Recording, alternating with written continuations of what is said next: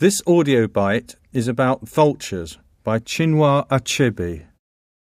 Vultures seems difficult at first, but it's such a good poem, with such strong ideas and images. It's worth reading several times, and it's really nothing to do with vultures. It's about love and evil. The main message is quite frightening, because the poet suggests two things: that even the most horrible people and animals can show love, and that perhaps this love is the thing that makes them so horrible. It starts with a description of two vultures in a tree. They sound disgusting, picking at the eyes of a corpse, but at the same time, they love each other. And the poet tells us how strange it is that love can exist amongst all these dead animals that the vultures are eating. The poem suddenly swaps to a completely different subject. It talks about the Second World War in Germany. The Nazis used concentration camps to kill millions of people, and the poet imagines the commander of the camp on his way home from work. He has spent the day killing and burning bodies, so he smells of human roast. But he stops off to buy his children some chocolate. He obviously loves them, and they love him. And this is where the poet asks a question. Should we be happy that people who do terrible things, like killing so many people, still love their friends and family?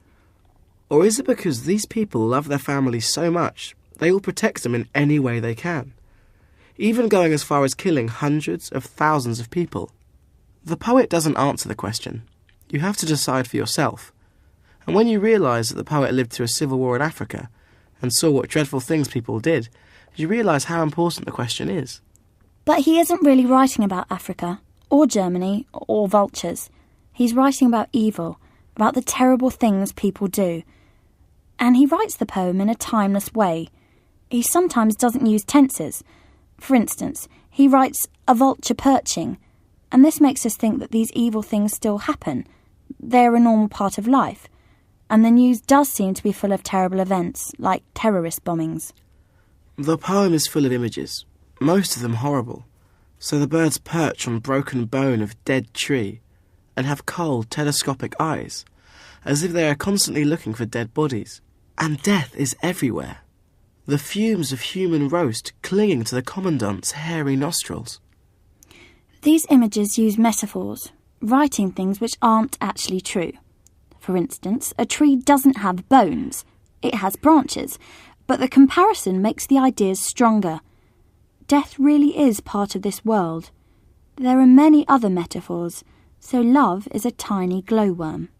Most of the ideas are negative, but the commandant is called Daddy, and the vultures sit affectionately next to each other.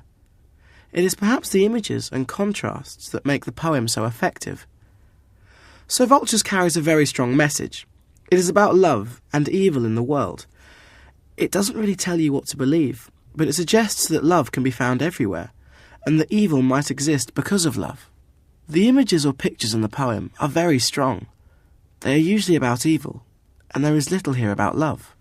Vultures would be a good choice if you wanted to write about particular places, cultures, politics, or things that seem wrong or unfair.